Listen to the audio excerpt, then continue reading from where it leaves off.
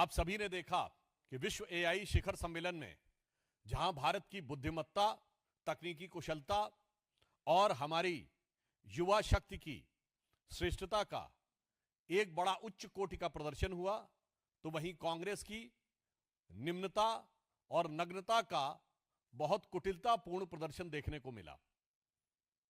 अभी तक पूरा देश इस विषय को लेकर न सिर्फ क्षुब्ध है बल्कि आक्रोशित भी है, और अब कांग्रेस पार्टी के गठबंधन सहयोगियों की तरफ से भी इस विषय को लेकर आपत्ति की गई। श्री अखिलेश यादव जी का वक्तव्य आपने देखा होगा।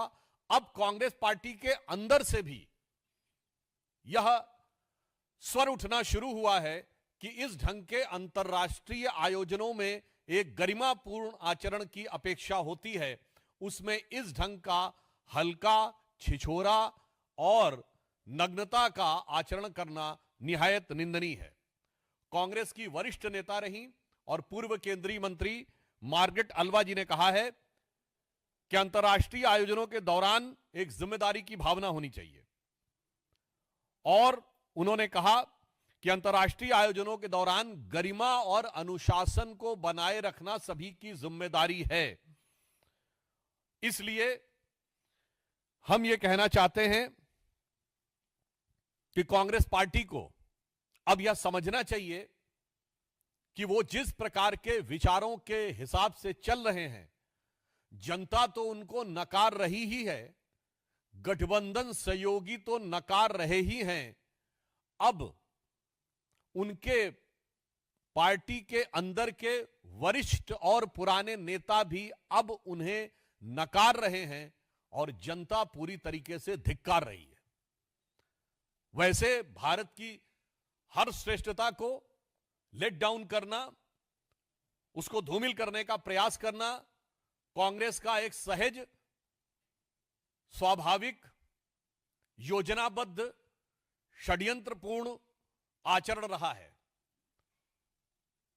और यह इसलिए भी महत्वपूर्ण है कि आज जब दुनिया में जो फ्यूचरिस्टिक टेक्नोलॉजीज जिनको कहते हैं, जो इमर्ज कर रही हैं, यानी भविष्य की भावी नई तकनीक जो क्षितिज पर उभरती हुई दिखाई पड़ रही है, उनमें से एक एआई में भारत आज अग्रणी भूमिका में दिखाई पड़ रहा है, जो मुझे लगता है भारत की क्षमता बहुत पहले से थी। परंतु यह समस्या कांग्रेस के अंदर आज की नहीं है, यह खानदानी समस्या है। मैं कोट करना चाहता हूं कि यह समस्या कांग्रेस के नेताओं से ज्यादा कांग्रेस के परिवार की समस्या है। आप सभी ने सुना होगा कि एक जमाने में भारत को स्नेक चार्मर्स का देश कहा जाता था। मैं इस विषय पे आपको उद्धृत करना चाहता हूं कि नेहरू जी की आर्काइव में, फिर वो कहेंगे हर चीज में नेहरू जी काहे आ जाते हैं। अब क्या बताएं, कांग्रेस और नेहरू जी का रिश्ता ही ऐसा है कि अजी हमसे बचकर कहां जाइएगा, जहां जाइएगा हमें पाइएगा। तो मैं कोट करना चाहता हूं नेहरू आर्काइव्स में 28 सितंबर 1955 को जवाहरलाल नेहरू जी की एक प्रेस कॉन्फ्रेंस है, जिसमें उनसे सवाल पूछा जाता है, it seems to depict India as a land of snake charmers. क्या यह उचित है कि भारत को सपेरों का देश कहा जाता है? And look at the reply of Jawaharlal Nehru ji, no no, I do not think there is anything wrong in snake charming. You do not realize, it may say so with all respect, that the satisfaction of the intelligent taste of the tourist. यानी भारत को सपेरों का देश कहने में कोई बुराई नहीं है, क्योंकि हमारे प्रबुद्ध पर्यटक की संतुष्टि इससे होती है, तो इससे बढ़िया क्या है। इसका मतलब आप भारत की उस पहचान को बनाए रखना चाहते थे। इसीलिए आज जब प्रधानमंत्री श्री नरेंद्र मोदी जी के नेतृत्व में भारत एआई की नई उड़ान की ओर बढ़ रहा है, तो आपसे बर्दाश्त नहीं हो रहा है और आप कपड़े फाड़कर, कपड़े उतार कर खड़े हैं। और मैं फिर याद दिलाना चाहता हूं, यह 28 सितंबर 1955 का है और यह 1955 का ही वर्ष है। और जो लोग बहुत कहते हैं ना, चाचा जी ने हमको यह समझाया, चाचा जी ने हमें नया साइंस एंड टेक्नोलॉजी दी, तो 1955 में बहुत सी युवा पीढ़ी को नहीं पता होगा। तो बताना चाहता हूं, भारत के एक प्रख्यात साइंटिस्ट अमल कुमार राय चौधरी ने 1955 में ब्लैक होल्स के पास सिंगुलरिटी यानी क्वांटम फिजिक्स में कोलैप्स होने की थ्योरी दी, जिसे बाद में रोजर पेनरोस को जो नोबेल प्राइज मिला है, और स्टीफन हॉकिंस और रोजर पेनरोस ने जो अपनी बुक लिखी है उसमें उन्होंने उस डायग्राम को भी यूज किया है और उन्होंने उस क्रेडिट को यूज किया है। The same thing with a Bengali scientist Amal Kumar Rai Chaudhary has propagated and promulgated in 1955। यानी जब भारत का ही एक वैज्ञानिक जो उस समय विज्ञान की एक ऐसी खोज दे रहा था जो बाद में 1995 में प्रैक्टिकली प्रूव हुई और उस पे रोजर पेनरोस को नोबेल प्राइज मिला और स्टीफन हॉकिंस और रोजर पेनरोस दोनों ने उसको कोट किया है। उस समय चाचा जी कह रहे थे कि सपेरों का देश कहने में कोई बुराई नहीं है क्योंकि प्रबुद्ध पर्यटक इससे संतुष्ट महसूस करते हैं। तो मुझे लगता है कि इस खानदानी बीमारी का भली भांति इलाज देश की जनता करेगी। और यद्यपि समस्या क्या है कि जो उनको वैद्य बताना चाहते हैं, जो उनके डॉक्टर बताना चाहते हैं, चाहे वो उनके साथी हो संगठन के अथवा उनके पार्टी के अंदर के साथी हो, उनको वो सुनना नहीं चाहते। तो मैं कांग्रेस पार्टी और कांग्रेस के प्रथम परिवार और श्री राहुल गांधी जी को बिना मांगे एक एडवाइस देना चाहता हूं जो रामचरितमानस में सुंदरकांड में लिखा है उन्होंने कि सचिव वैद्य गुरु तीन जो प्रिय बोले भय आस, राज धर्म तन तीन का होए बेगही नाश।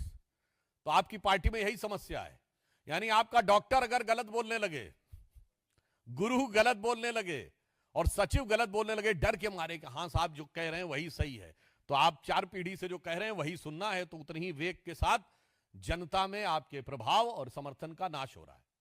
But after this naked truth of the notorious activities of Congress engineered by the nefarious design, another crooked tooth has also come up, which was motivated by the conspicuous design of Congress party as Congress Chief Minister of Telangana, Shri Revant Reddy, who was just few months back was saying he was having no money for capital investment. Even in a media interview, he was saying he doesn't have money to spend 500 crores for capital investment at a regular interval of 1 month. And the same Revant Reddy ji is saying, if required, the government is ready to spend 1,000 crore for Gandhi families and the party. अब मैं पूछना चाहता हूं कांग्रेस से, जब हम विपक्ष में थे, कांग्रेस आज सिर्फ विपक्ष में नहीं है, कई राज्यों में सत्ता में है। 3 राज्यों में आप पूर्ण बहुमत के साथ सत्ता में हैं, हिमाचल, तेलंगाना और कर्नाटक। जहां हम सत्ता में थे हमने गुजरात मॉडल दिया था, that Gujarat model which is been praised not only at the national level but at the international level.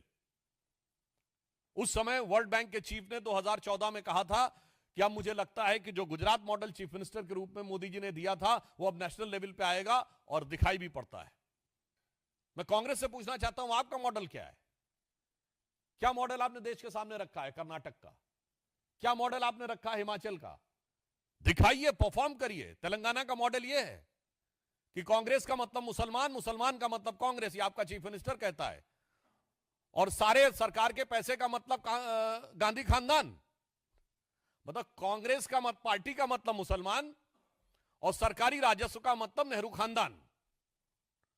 This is the model of governance which the Congress party has put fourth in front of the people.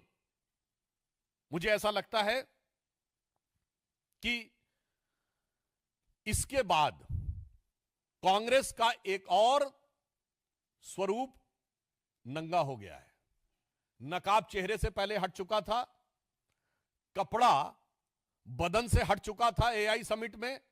अब जो बचा खुचा रहा था वो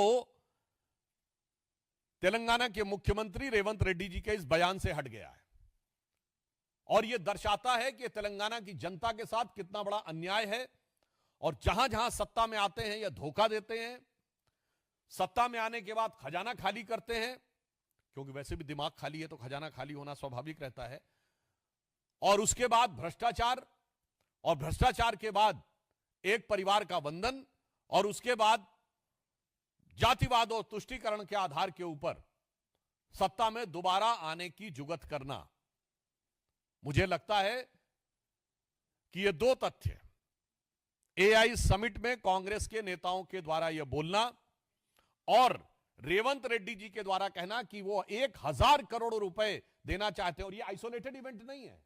इससे पहले नवजोत कौर सिद्धू जो कांग्रेस की नेता हैं पंजाब की, वो बोल चुकी हैं कि मुख्यमंत्री तो कांग्रेस में वो बनता है जो 500 करोड़ रुपए दे सके। ये हम अपना नहीं कोट कर रहे हैं, ये उनके नेता का कोट कर रहे हैं। और मार्गरेट अल्वा जी ने अपनी किताब करेज एंड कमिटमेंट में लिखा था कि कांग्रेस में जब राज्यसभा की सीटें आती थी, और उन्हें 2008 के कर्नाटक के चुनाव का रेफरेंस देते हुए लिखा था, देवर फॉर द सेल। मतलब उनका कहना था पार्टी के प्रति निष्ठा, योग्यता और पार्टी में वरिष्ठता के आधार पे टिकट नहीं दिए जा रहे थे, बल्कि बोली लगाई जा रही थी। ये किसने कहा है? ये कांग्रेस के वरिष्ठ नेता ने कहा है।